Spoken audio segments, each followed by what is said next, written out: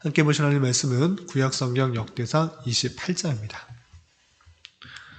역대상 28장 1절부터 10절까지만 봉독하겠습니다.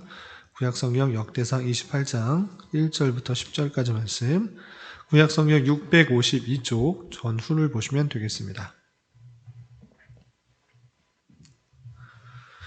역대상 28장 1절부터 10절까지 함께 봉독합니다.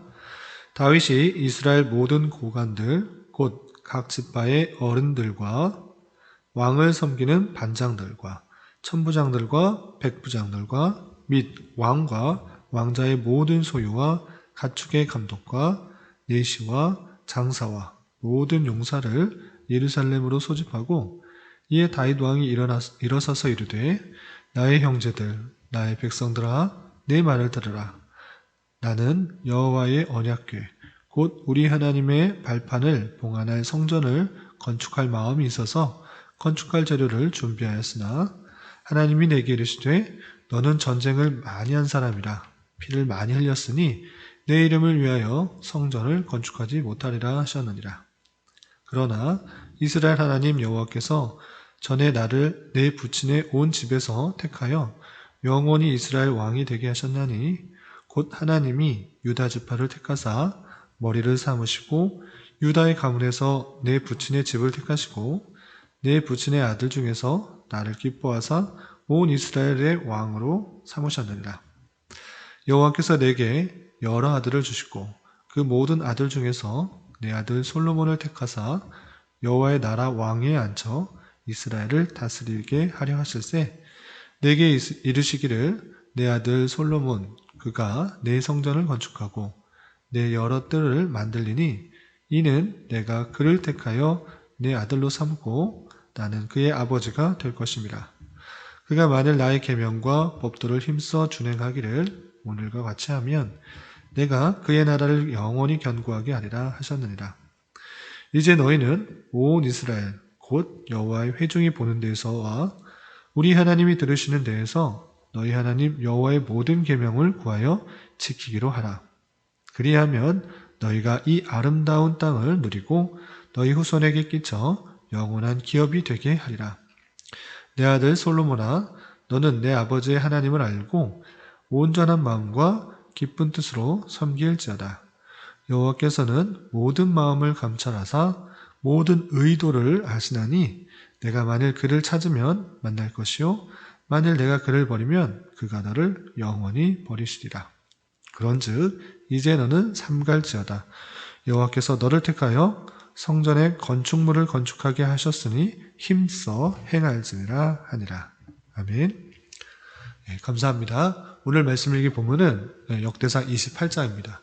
28장에서는 다윗이 모든 고관들 그리고 자신의 아들인 솔로몬을 불러 다윗이 준비하였던 성전 건축을 지시하는 장면이 나옵니다. 그래서 다윗은 모든 생의 말년 그리고 통치의 말년에 이르러서 모든 고관들을 불러서 자신이 준비하였던 그 성전 건축을 지시할 뿐만 아니라 솔로몬에게 왜 성전을 지어야 되는지, 그리고 성전을 짓고 나서 나라가 견고하고 장구하게 되게 하기 위해서는 어떻게 행해야 되는지를 당부하면서 그 성전 건축의 과업을 이루도록 하는 장면이 나오게 됩니다.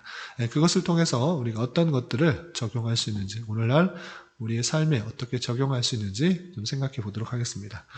우선 1절에서 보면 다윗이 이스라엘의 모든 고관들을 불러서 예루살렘에 불러서 전하는 내용이 나옵니다. 1절 보면 다윗이 이스라엘 모든 고관들이 누구인가 라고 했을 때 각 지파의 어른과 왕을 섬기는 반장들과 천부장들과 백부장들과 및 왕과 왕자의 모든 소유와 가축의 감독과 내시, 장사의 모든 용사를 예루살렘으로 소집하였다라고 되어 있습니다. 그만큼 이스라엘에서 우두머리에 있는 지휘의 역할들을 하고 있는 그런 모든 사람들을 모아온 것입니다. 예루살렘에 모여서 어떤 말을 하였는가? 2절 보면 이에 다윗이 일어서서 이르되, 나의 형제들, 나의 백성들아, 내 말을 들으라. 나는 여호와의 언약궤 곧 우리 하나님의 발판을 봉안할 성전을 건축한 마음이 있어서 건축할 재료를 준비하였다 하겠습니다. 그래서 좀 재미있는 표현이 있는데 하나님의 발판을 봉안할 성전이라고 되어 있습니다. 하나님의 발판, 하나님의 발이 있지 않음에도 불구하고 하나님께서 만약 서 계시다고 하면 그 발이 땅에 닿아 있을 것이고 그 땅에 닿는 곳, 그것을 하나님의 발판으로 생각하는데 그것이 어딘가? 그것이 언약궤다라고 상징적으로 이렇게 표현하고 있는 것입니다. 그러니까 언약궤가 뜻하는 것이 무엇인가? 하나님께서 우리와 함께 계시다. 하나님께서 이곳에 계시다라는 것들을 표현해주고 있는 하나님의 임재의 표현이요. 하나님께서 우리와 함께 계시다라는 것들을 뜻해주는 것일진데 다윗은 그것을 하나님의 발판으로 표현하고 그것을 봉안하게 잘 보관할 수 있도록 성전을 짓겠다 이런 마음을 품은 것입니다. 그래서 그 성전을 지으려고 하나님의 발판을 봉안하려고 성전을 짓기 위하여 열심히 많은 것들로 준비하였으나 어떻게 되었는가? 3절 하나님이 이르시되 너는 전쟁을 많이 한 사람이라 피를 많이 흘렸으니 내 이름을 위하여 성전을 건축하지 못하리라 하셨느니라 라고 했습니다. 그렇게 성전을 건축하고 싶은 마음도 있고 또 많은 것들을 준비하였으나 하나님께서 원하시는 것들은 그렇게 하지 말라. 너는 그것을 짓지 말라 했던 것입니다. 그래서 앞서서 살펴본 것과 같이 다윗은 하나님의 힘을 덧입어 그 하나님께서 약속하신 그 땅을 많은 전쟁을 통해서 차지했던 했던 것입니다. 그렇기 때문에 전쟁을 통해서 많은 피를 흘리게 되었고 그 전쟁의 역사, 무력의 역사 그런 것과는 하나님의 나라와는 차이가 있다. 구별될 필요가 있기 때문에 다윗의 손을 통하여서는 그것을 하지 못하도록 한 것입니다. 하나님의 나라는 무력으로 이루는 것이 아니라 평화로서 이루어지는 것이기 때문에 다윗이 아니라 다윗의 씨를 통하여서 날 사람을 통하여서 이 성전이 짓도록 한 것입니다. 그가 누구입니까? 그 아들 중에 솔로몬, 샬롬이라고 평안이라고 이름이 지어져 있는 솔로몬을 통해서 성전을 짓도록 한 것입니다. 그래서 자신은 이루지 못하였지만 내 아들 솔로몬에게 그 일들이 이루어지도록 하나님께서 약속하셨기 때문에 너희 모든 고관들은 이 이야기를 잘 듣고 솔로몬이 그것을 잘 짓도록 협조해 주어라, 협력해 주어라.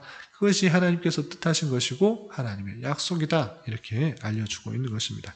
그 내용들이 쭉 이어지고 있는 것입니다. 다 알진 않고 또 넘어가서 그렇게 고관들에게 하나님의 약속을 알려주고 그리고 나서 솔로몬에게 당부를 하는 것입니다. 그 내용이 9절이야 이렇게 되어 있습니다. 9절 보면 내 아들 솔로몬아 너는 아버지의 하나님을 알고 온전한 마음과 기쁜 뜻으로 섬길지어다. 여호와께서는 모든 마음을 감찰하사 모든 의도를 아시나니 내가 만일 그를 찾으면 만날 것이요 만일 내가 그를 버리면 그가 너를 영원히 버리시라. 그런즉 이제 너는 삼갈지어다. 여호와께서 너를 택하여 성전의 건물을 건축하게 하셨으니 힘써 행할지어다. 이렇게 되어 있습니다. 네. 자신의 아들 솔로몬에게 아직 어리고 연약하고 경험이 많지 않은 그이지만 그 놀라운 일을 하나님께서 솔로몬에게 맡기셨기 때문에 솔로몬에게 마음을 강하고 담대하게 하여 이것들을 건축하라 라고 하는 것입니다. 그리고 하나님께서는 마음을 감찰하시는 분이시기 때문에 그냥 겉모양으로 그냥 건축을 하듯이 그냥 난 마음은 떠나 있는데 그냥 형식적으로 건축하고 하는 것이 아니라 마음을 다하여 건축하고 또 힘써 주를 만나려고 할 때 하나님께서 만나주시고 그 일들을 온전하게 이루실 것이다 라는 것들을 통하여서 그 일들을 성심성의껏 온전히 잘 감당할 수 있도록 힘써 그 일들을 감당할 수 있도록 격려하고 있는 것을 볼 수 있습니다. 여기서 이렇게 짧게 말하고 그친 것이 아니라 계속적으로 표현하고 있습니다. 좀 건너뛰어서 20절에서 보면 20절 보면 또 그의 아들 솔로몬에게 이르되 너는 강하고 담대하게 이 일을 행하라. 두려워하지 말며 놀라지 말라. 내가 여호와의 성전 공사의 모든 일을 마치기까지 여호와 하나님 나의 하나님이 너와 함께 계시사 내게서 떠나지 아니하시고 너를 버리지 아니하시라. 이렇게 다시 한번 말하면서 독려하고 있는 것입니다. 다윗이 많은 건축 재료들, 금, 은, 놋, 백향목 셀 수도 없을 만큼 수많은 양의 그런 건축 재료를 준비했을 뿐만 아니라 거기서 일할 사람들도 세워놓은 것입니다. 레위 사람, 그리고 제사장, 성전 문지기, 노래할 사람들, 그리고 각각 지위 안에서 그 지파를 다스릴 사람들을 온전히 다 세우고 정비하고 체계를 다 정비했을 뿐만 아니라 오늘 말씀에 있어서는 성전을 어떻게 만들어야 될지 구체적인 양식, 설계도까지 주신 내용들로 볼 수 있습니다. 그 내용이 쭉 나와 있는데 핵심 구절만 보겠습니다. 19절 보면 19절 다윗이 이르되 여호와의 손이 내게 임하여 이 모든 일의 설계를 그려 나에게 알려주셨느니라 라고 되어 있습니다.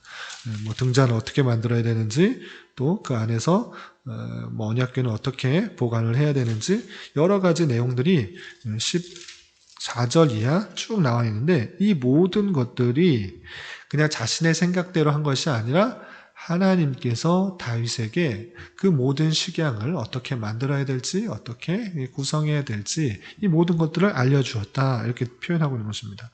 여호와의 손이 내게 임하여 이 모든 일의 설계를 그려 나에게 알려주셨느니라. 이렇게 표현하고 있는 것입니다. 그래서 그냥 다 재료만 만들고 끝난 것이 아니라 하나님께서 다윗에게 보여주셔서 그 식양, 건축할 모양들, 방법들을 다 알려주어서 그 설계도를 솔로몬에게 준 것입니다. 이쯤 되면 솔로몬이 아닐지라도 한편으로 생각드는 것은 그냥 이건 성경과 좀 다른 이야기일 수도 있지만 솔로몬이 아니라 어떤 누가 와도 다윗이 이렇게 준비하고 또 체계를 만들어서 전해준 내용들 그렇게 해주었기 때문에 솔로몬이 아닌 어떤 누가 와도 성전을 짓는 데는 부족함이 없을 정도로 이렇게 체계적으로 잘 준비해서 전달해 준 내용을 볼 수 있습니다. 이 내용을 통해서 먼저 알 수 있는 것은 다윗이 얼마나 성전을 짓는 데 노력하고 힘을 썼는가라는 것입니다. 하나님을 성전을 짓는 이유가 무엇입니까? 물론 하나님께서 정말 원하신 것은 아니고 사람의 마음으로 행하게 된 것이지만 그 마음의 중심에는 하나님께서 기뻐하실 만한 것이 있습니다. 그것은 무엇이냐? 하나님을 온전히 찬양하고 하나님을 온전히 모시고 하나님을 잘 섬기기 위한 그런 귀한 마음이 있는 것입니다. 다윗은 그런 마음에 그런 동기를 가지고 성전을 건축하고자 했던 것입니다. 마찬가지로 우리 또한 하나님을 섬기는 데 있어서 마음을 다하고 또 우리 마음과 뜻과 정성을 모아 하나님을 섬기고자 하는 그런 마음이 정말 있는가 되돌아보아야 될 것입니다. 다윗은 그것의 소중함을 알았기 때문에 모든 일에 있어서 그 통치의 모든 일에 있어서 가장 중심이 되는 그것들을 하나님을 온전히 섬기기 위한 모습으로 보여주는 것입니다. 마찬가지로 오늘날 우리의 삶에 있어서 우리가 행하는 모든 것 가운데 중심, 그것이 하나님을 온전히 섬기는 것이 되지 않으면 하나님 앞에 온전하지 못하다는 사실들을 잘 깨달아야 될 것입니다. 여러분들의 각자에게 주어진 삶이 있습니다. 직장인으로서 회사나 사업이나 아니면 학생이나 주부나 각각의 주어진 삶에 있어서 그것을 행하는 이유, 행하는 목적이 무엇인가라고 했을 때는 하나님을 온전히 섬기고 하나님께 온전히 영광을 돌리며 하나님을 찬송하는 것이 되어야 되는 것입니다. 그렇지 않고 그것의 중심이 되어 있지 않는다고 하면 그 모든 일들이 하나님 보시기에 합당하지 않다라는 사실을 알아야 될 것입니다. 하나님께서 이 땅에 우리를 보내시고 우리를 이 땅에서 살아가게 하신 이유는 무엇인가? 이 백성은 나를 위하여 지었나니 나의 찬송을 부르게 하려 하심이라 라는 그 이사야의 말씀처럼 이사야 선지자의 기록되어 있는 말씀처럼 우리가 하나님을 온전히 찬송하고 하나님을 기뻐하며 하나님께 영광 돌리는 삶을 살아가기 위함이라는 사실들을 잊지 말고 내가 하는 일이 정말 하나님을 위하는 일인가 하나님을 영광스럽게 하기 위한 그런 일인가를 되돌아보며 그것을 중심에 두고 모든 일들을 해 나갈 수 있어야 될 것입니다. 주부는 또 주부의 일로서 열심을 다해서 그 일들을 잘 감당하는 것, 그것이 하나님께서 원하시는 일이고 하나님의 일들을 감당하는 것, 하나님의 영광을 올려드리는 일이고, 회사원은 회사원으로서, 또 사업인은 사업인으로서, 학생은 학생으로서 각자의 자기의 위치에서 열심을 다하여 하나님을 높여드리는 삶을 잘 살아갈 수 있어야 될 것입니다. 그리고 두 번째는 무엇인가 라고 할 때, 우리가 3절에서 살펴본 것 같이 다윗이 원래 하나님을 온전히 섬기고자, 하나님께 온전한 영광을 돌리고자 성전을 건축하려고 준비했습니다. 그렇지만 여러 가지 것들을 준비하고 그 마음을 품었지만 하나님께서 거절했습니다. 왜? 너는 전쟁을 많이 해서 피를 많이 흘렸다. 하나님의 나라는 전쟁으로 피를 흘리는 것으로, 무력으로, 힘으로 이루어지는 것이 아니라는 것들을 알게 해주기 위해서 그것들을 거절했습니다. 그 거절했을 때 다윗의 태도가 더욱더 귀한 것입니다. 다윗이 그런 마음, 좋은 마음, 선한 마음을 품었는데 하나님께서 거절했을 때 너 하지 말라, 넌 못한다, 너는 그것을 할 수 없다 라고 했을 때 다윗은 한편으로 그렇게 생각할 수도 있습니다. 나의 노력이, 나의 의도가, 좋은 의도가 꺾였구나, 실패였구나, 좌절하였구나. 그러면 나 상관없다. 되든 말든, 성전을 짓든 말든 상관없다. 내 아들을 통해서, 내 아들 중에 솔로몬을 통해서 지어진다고? 그래, 솔로몬, 내가 열심히 잘 자라서 성전 지어봐라 하고 어쩌면 뒷짐을 지거나 팔짱을 끼거나 그렇게 생각할 수도 있습니다. 왜? 내가 하려고 했던 것들이 무너졌기 때문에, 실패했기 때문에, 좌절됐기 때문에, 거절당했기 때문에 혹여나 그럴 수도 있는 것입니다. 그것이 인간의 보통 마음입니다. 내가 교회에 의해서 열심히 섬기려고 할 때 누군가에 의해서, 목사에 의해서, 장로에 의해서, 집사에 의해서, 어떤 사람에 의해서 그거 하지 마라. 그 의도 좋은데 그거 다 안 된다. 하지 마라. 너가 하지 마라. 이렇게 혹여나 거절을 받게 되면 우리는 어떻습니까? 연약한 마음 가운데 상처를 받고 실망하고 좌절하고 교회 안에서 뒷짐지며 그냥 개그로서 있고, 그래 너가 얼마나 잘하나 보자, 누군가 그 일을 잘하겠지, 하나님께서 알아서 그 일을 하시겠지 하면서 그 상한 마음을 그냥 두고, 지친 마음을 그냥 두고, 좌절된 마음을 그냥 두고 가만히 있는 경우가 너무나 빈번하게 있을진데, 다윗은 그런 것이 아니라 너한테 할 수 없다라고 그런 일을 들었음에도 불구하고 그의 자세는 그것을 온전히 받아들이고, 내가 향하지 못할지라도, 내가 성전을 건축하지 못할지라도 내가 할 수 있는 최선의 것을 다하여서 그 일들이 잘 되도록 모든 방백들을 모아놓고, 모든 고관들을 모아놓고 지시하고 당부하고 격려하고, 또 아들 솔로몬에게 하나님의 말씀을 알려주고 또 깨닫게 하여주고 독려해주는 그런 모습, 그리고 성전의 건축의 식양도 알려주고 어떻게 해야 되는지 자세히 알려주고 모든 재료들을, 건축 자재들을 다 해놓고 그 성전에서 일할 사람들도 다 정비해 놓는 그 모습이 정말 귀하다라고 생각할 수가 있는 것입니다. 우리가 교회 생활 또 신앙생활 하다 보면 우리의 섬기려고 하는 그런 모습들이 오히려 좌절되고 또한 실망되고 실패할 수 있는 경우가 있습니다. 그러할 때 그러한 상처된 마음들, 상한 마음들, 좌절된 마음들, 그것이 쓴뿌리로 남는 것이 아니라 그럼에도 불구하고 하나님의 선한 뜻이 있다, 선한 계획이 있을 것이다 라는 것 믿음 가운데 그 일들이 더 잘 될 수 있도록 뒤에서 서포트해주는 그런 모습들이 우리에게 참으로 필요하지 않을까 생각해 봅니다.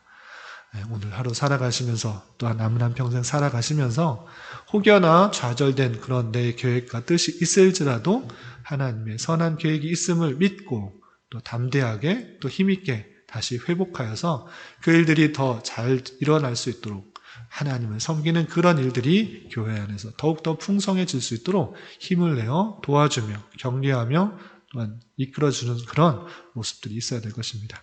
이런 모습이 저와 여러분, 우리 모두에게 있기를 진심으로 기원합니다. 기도하겠습니다. 하나님 아버지 감사합니다. 오늘 말씀을 통하여 다윗이 모든 고관들과 또 솔로몬에게 성전 건축을 지시하는 모습을 살펴보았습니다. 다윗이 하나님의 일을 하는 데 있어서 최선을 다하여 감당하였던 것처럼 우리 또한 우리에게 맡겨진 일들에 있어서 최선을 다하여 섬기게 하여 주시고 또한 주님을 모시는 것과 주님을 섬기는 것을 가장 귀중하게 생각할 줄 아는 자 되게 하여 주시되 비록 자신이 원하는 바를 이루지 못하였지만 내가 아닐지라도 다른 사람을 세워주며 높여줄 줄 아는 자세도 온전히 품게 하여 주시옵소서. 주님, 나라와 민족을 위해 기도합니다. 이 나라를 긍휼히 여겨주시고 정치적인 혼란, 경제적인 어려움, 질병으로 인한 곤고함 등 가운데 주님께서 은혜를 베풀어 주사 이 나라가 하나님 보시기에 아름다운 모습으로 날로 세워질 수 있도록 긍휼을 베풀어 주시옵소서. 특별히 이 나라의 위정자들을 붙들어 주시고 자유와 민주와 평화 속에서 올바른 생활을 영위할 수 있도록 지켜주시고 하나님을 예배하며 찬양하는 신앙생활이 막히지 않도록 인도하여 주시옵소서. 더욱 이 땅의 교회들이 이러한 시기에 빛과 소금으로서의 역할들을 잘 감당케 하여 주시고 각자의 맡은 자리에서 하나님의 영광을 드러내기 부족함이 없도록 인도하여 주시옵소서. 주님, 교회 내 육체적으로, 경제적으로, 가정적으로 하고 있는 일로 말미암아 여러 가지 아픔과 어려움이 있는 지체들이 있습니다. 그들과 함께하여 주시고 위로하여 주시며 회복시켜 주시사 하나님의 선한 손길들을 깊이 경험할 수 있는 기회가 되게 하여 주시옵소서. 주님, 돌아오는 주일에 두 번째 종교개혁 기념강좌를 갖습니다. 많은 성도님들 참석할 수 있는 상황과 여건 허락하여 주셔서 종교개혁 정신과 의미들을 잘 깨닫고 오늘날에 온전히 실천하며 살아갈 수 있도록 인도하여 주시옵소서. 오늘 저녁에 있는 수요 성경 공부 시간에도 은혜 주실 줄 믿으며 이 시간 각자 간절히 간구하는 기도 제목 주님께서 들으시고 가장 선한 것들로 응답하여 주시옵소서. 예수님의 이름으로 기도드리옵나이다. 아멘.